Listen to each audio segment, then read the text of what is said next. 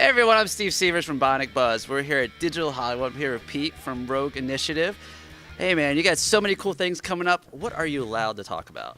We have a few things right in front of us at Rogue Initiative. The first one is called Crowe, the Drowned Armory. Ooh. It is a VR interactive experience. It's got a lot of game aspects to it, some puzzle solving, some combat, a big world that we're introducing, and that's coming out in the next couple of weeks.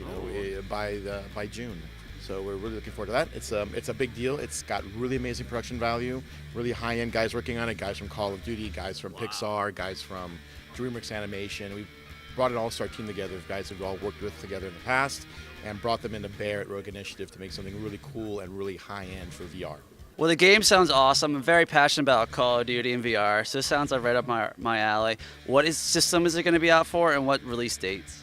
Oh yeah, good question. So we're going to be ready for HTCvive on May 30th, and 2 weeks after that, on June 13th, we'll be on Oculus. And then we have a PlayStation version coming out soon after that. That's good, because I have PlayStation VR. Well, I'm a huge fan of Call of Duty. It's been around forever, and I hear you've worked on some of the past ones. Which ones? Yeah, really lucky to have worked on Call of Duty Modern Warfare. Yes. The first one, right? Modern Warfare 2, Modern Warfare 3, and Call of Duty Ghosts. I got to be in there in the production trenches with the team as a developer and producer. So that was pretty good years in my life. We learned a lot from making really big things. We saw a product go from a very successful but smaller product, and then the team and the product, and as you know, has grown into something that's very big. And so it's a very amazing experience that you can never exchange for anything in the world. It was really cool, and the people that we've worked with and come to know have been lifelong friends. And so here we are again, doing stuff we love doing in a different company. So this is a lot of the things we're bringing together, and the production value, and the sensibility, and the sense of friendship and family, and that fierce kind of like inclusive development culture is what Rogue Initiative is all about as we go forward. Very nice. So what else is coming up for Rogue Initiative? We have a short film called Agent Emerson with a director named Ilya Rozhkov. All right, our coverage of Digital Hollywood continues. We just talked to Pete, telling me about this film, and I'm speaking with the director. How's it going, man?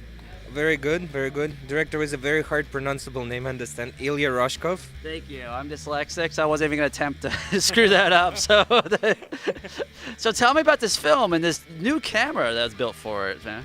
So this film has been a journey, and we wanted to make it a film experience, because if you shoot a theater with a handheld camera, doesn't make it a movie. If you shoot a movie with a VR camera, it doesn't make it a VR experience. So in its core, it was made to be a VR experience, and that required some special technology, because when the script was written, it turned out that technology just not existed. Wow. And we talked with a lot of people, we talked with a lot of different engineering companies in different countries, but settled with Galaxy Vision, who engineered the camera. That was a long process, taking over 7 months, but it's camera on actor's head, which is 11 pounds. It's 23 camera units with custom lenses, with modified sensors, and what makes it special is that body of the character is in the field of view. So when you watch the movie, you look down, you see what you see in real life, you look left, you look right, your shoulders are there. And that brings immersion to another level. And another big aspect is stabilization. Those 23 cameras are so heavy not because of 23 cameras, but because of the stabilization motors. Yeah. Each time actor makes a movement, the camera compensates for it, so it's like a steady cam. It's very, very comfortable experience. It's a story-driven roller coaster, but it's very comfortable because motion sickness is a big concern, especially in virtual reality. Speaking of storytelling, tell us about the story. What is it about? The camera sounds awesome. Well, I don't want to reveal too much about the story. I can tell that it's a spy film with James Bond-esque sci-fi flair. And the protagonist, Agent Emerson, he's part of experimental program of creating, of course, a super soldier. Oh, I love that. With a remotely controlled body. So he does not control his body throughout the film, and neither does the audience. So that brings this passive participation and active participation together through the character, increasing immersion of the audience and self-association with the character. So tell me about the cast. Did you have to find people from theater backgrounds, or used to doing stuff in one take, or? Theater background is not crucial. We worked with amazing actors from film, Lindsay Fonseca and Tony Dennison. and they achieved something tremendous on the set because it's mixture of theater and film. For the audience, it's mixture of the most awesome parts.